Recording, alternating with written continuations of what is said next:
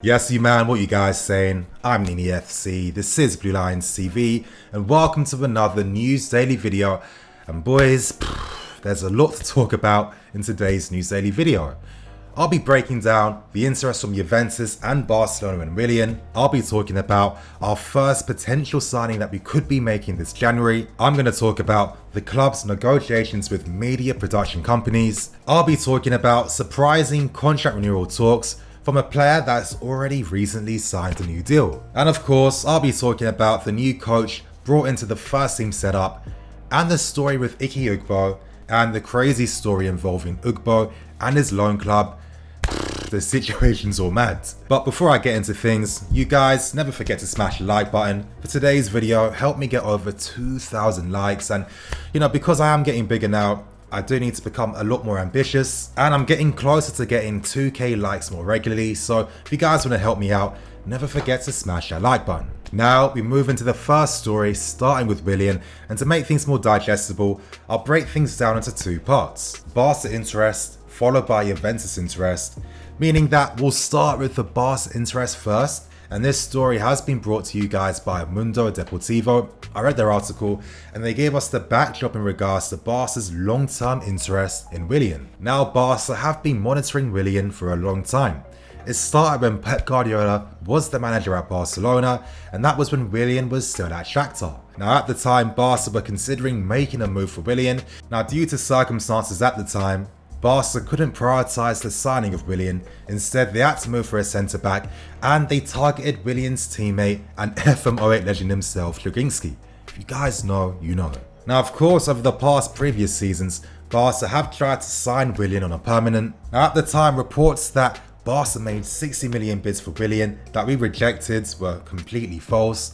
We wanted around 40 million for Willian, and at the time, Barca were only willing to go up to 30. Now last summer, Barca did come back in for the player, but at the time, the club obviously weren't going to sell him when we had a transfer ban. Now the Willian interest is intensifying because he's getting closer to the end of his contract with the club. By next summer, Willian can be a free agent, and we know that he's currently rejected a 2-year offer from the club. From Willian's point of view, I get it, I do understand. He knows that the club are building for the future. He knows that his chances of getting first team football will greatly diminish as time goes on. And it makes sense that when he's still fit and available, if he makes himself a free transfer, he's going to become very attractive to a lot of clubs. I mean, naturally, if you're not paying a transfer fee and dealing directly with the player, which clubs can do in January, this is going to give Willian a strong position. Now, Mundo Deportivo said that Barca are still interested in the player, however the interest isn't as strong as it used to be, and that's naturally because Willian is getting older. By the time summer comes, he's going to be 32 years old, and I think that's one reality that Willian definitely understands. If he makes himself a free option, he becomes instantly more attractive, and the big clubs that Willian still hopes to represent would still be interested in the player, knowing that they don't have to pay a transfer fee. Now we move on to Juve's interest in the player, and this story was covered by Tuttosport via Sport Witness. And in Tuttosport's article, they spoke about Juventus being interested in signing players on pre-contract agreements. They've already signed Rabiot and Ramsey in very similar circumstances, so it's no surprise why they'd be interested in signing Willian. Now, a month ago, rumours did come out that Juventus were interested in the player, and it seems like since then, things have only intensified. It's looking like interest from Juve is more concrete right now, so we can't be surprised.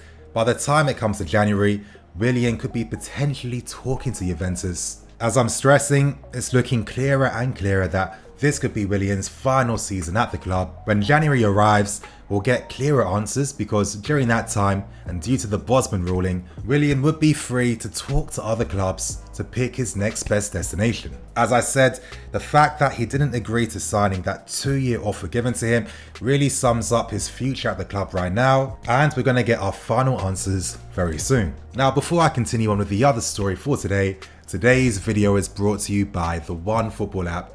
As I'm constantly stressing, download the OneFootball app before a game starts. There's so much interactive content, you get so much stats and information surrounding your opponents as well. And honestly, it's an app you're going to regularly use as you're watching games. If you guys want to download the OneFootball app, You'll find it in the link in the description below. Now we move on to the next story, and this story is going to be focused on our potential new signing for next season, and his name is BADIASHILE. He's a centre-back who plays for Monaco. Now this story was reported by Le Sport, and they've reported that we're looking to make a bid for him this winter in hopes of completing the deal when the ban is lifted. As I'm constantly stressing, remember, we can negotiate with players and secure deals, we just cannot register the players to the first team. Anyway, the Sport state that we've been scouting him for a while now, and he's part of a shortlist of candidates the club are actively monitoring. Now, I gotta be honest, I don't know the player. Of course, I'm aware of him. I mean, I became aware of the player for that funny clip between him and Thierry Henry. But currently, this season for Monaco, he's playing on the left-hand side of a back three, playing consistently, and he's performing very well. Now with BADIASHILE, he's 6'4", he plays as a centre-back as I said, very good aerially, very composed with the ball at his feet as well, and he's able to carry the ball out from his defensive line. Now I've got to be honest, I don't have any conclusive conclusions at this moment. It's natural that our club will intensively scout options. I guess he's the combination of height and technique that we like our centre-backs to have. I mean, what does it currently say about our current centre-backs? Again, I'm not too sure. I purely think it's the club's scouting team doing the job they're paid for. Now let's see how he develops as the season goes on. Let's not forget we've got agents in Cesc and Bakayoko that could potentially help us out in persuading him to sign for us, but again, I think we need to be patient and let's see how things go. Now moving on to the next story, and that's going to be in regard to the club's negotiations with media production companies to document the rise of the youth players at the club currently. Now I first heard about this on the 21st of September, and I understand that this story has already been covered. You might be thinking, Nini, if you already knew this before, why didn't you cover the story? I gotta be honest you guys, I don't really care about breaking things first. Listen, I'm a YouTuber, I'm not a journalist, I'm not pretending to be one either. It's not as if I'm getting my news directly from the source himself. I'm just lucky that I know very good people that happen to be in the industry. Anyway, what I'm currently hearing from people is that a production company from Disney are currently leading the race to get the contracts. What's even more interesting is that we could potentially hear from Marina herself in this upcoming documentary. Now this would be crazy, it would be the first time it's ever happened, but of course let's not get too excited. Nothing's been finalized just yet, things are still in the negotiation process. We know how football is.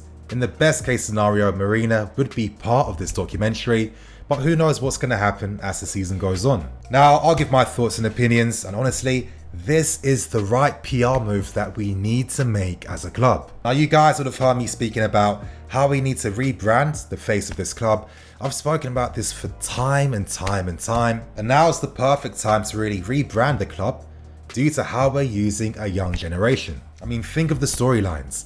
Young English players that have come through the academy since they were kids, all coming through at the same time into the first team together. It makes a ton of sense. Remember, in modern day football, clubs act more like corporations every single day. This would act as positive marketing, positive PR, meaning that we can attract more advertisers, meaning that we can attract more fans as well, etc, etc. And honestly, is that really a surprise? Since the young guys have come up into the first team, these guys have been doing PR work like crazy.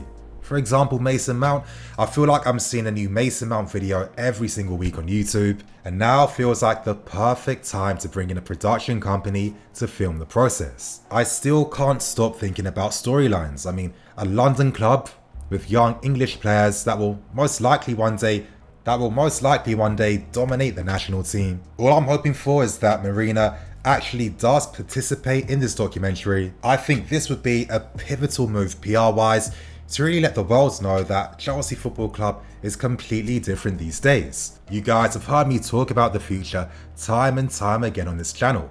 I've always said that our end goal needs to be that we become a legacy club, and it feels like the club are making all the right perfect steps to make this future become a reality. Now we move on to the next story, and that's going to be in regards to a player that's already trying to enter into new contract talks, and that player is Reece James. Now yeah, I know he's already signed a new contract not too long ago, but now Reece and his team are hoping to get a new deal based on first team incentives.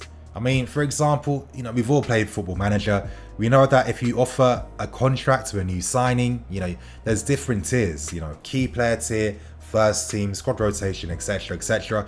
Those same principles apply. Now, before people start to think, what? Is Reece being greedy? I don't want another Callum Hudson-Odoi situation. Everyone calm down, it's nothing like that. As I'm constantly stressing, football is still a business and business decisions need to get made. Naturally, an agent doesn't want his client to be undervalued, and of course, they want to safeguard the future of their clients. We've seen unfortunate things happen in football time and time again, so this is why players need to have that stability around them. Now, the reason why Reece and his team want to enter into new contract talks is because the reality is Reece will most likely be our #1 right back as the season progresses. So all he's basically doing is securing his future and getting that stuff out the way. Currently, contract demands seem to be the only stumbling block. Now, Reece and his team want 100k per week. The club are only willing to offer 60k per week for now. As I'm stressing, money isn't the be all end all. Now, for me, I like that Reece does feel confident about securing that first team spot. I mean, it makes a lot of sense. If the manager's constantly gassing him up, if he knows that he has a big reputation as well, then naturally him and his team will think of getting his money up. Now, a friend told me that if he was Reece, he would enter negotiations at 60k, but he'd insert lots of clauses in the contract to bring the overall demands up to that 100k value. As I'm stressing, getting this contract signed is not a priority for Reece's team right now, but they're just making their position known. Now, to end with the final two stories, starting with the penultimate one, we've just signed a new first team coach. He's been brought in to act as a first team strength and conditioning coach, and his name goes by Adam Burrows, who was a former colleague of Lampard's at Derby. Now, he does join guys like Morris and Chris, who are also part of Lampard's coaching setup at Derby, but what does this role actually mean? As you guys can see from the quotes on screen, he works on the gym workouts, focusing on power and strength to minimize injuries. I mean, it kind of sums up why this guy's been hired.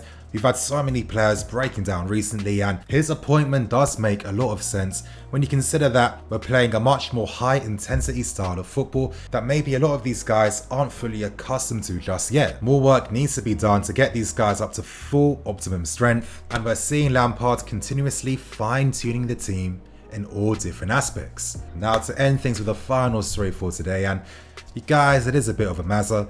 It's in regards to Ike Ugbo, who's currently on loan at 2nd Division Dutch team Roda JC. Now, to make a quick story short, Roda are using Ike Ugbo's wages to supplement the full team, meaning that Ike hasn't been paid in a full month. It's looking like we're trying to end Ike's loan to bring him back to the club. I'm guessing that he might go out on loan again in January. I mean, this drama really is unnecessary. So far, he has scored 4 goals in 7 appearances, and he has been very good up front for them. Now, the reason why this foolery happened in the first place is because Roda's current new owner, investor Mauricio Garcia de la Vega, has put the club in debts worth up to 1 million euros. Now, that money doesn't sound like a lot to us, but we don't think about the struggles that a lot of small clubs have to go through. Now, the funny thing was, the fans revolted against him, physically escorting him out of the stadium. Currently, we're sending about 38,000 a month to cover 90% of Ugbo's wages, meaning that he earns about 42k a month. So he's basically on what, like 10k a week? And it's crazy because he earns 10 times as much as his Roda teammates. Obviously, the situation's peak. It's not right. Ike's been doing well. He wants to focus on his football, and this drama really is an unnecessary distraction from his career. Still though, you guys, that's gonna bring an end for today's video. Make sure you like, comment and subscribe. I'll see you guys later today for the pre-match show against Lille, and of course, expect me to release the match review later tonight as well. You guys, I'm gonna keep it moving. Thank you for watching. I'm Nini FC. This is Blue Lions TV, signing out.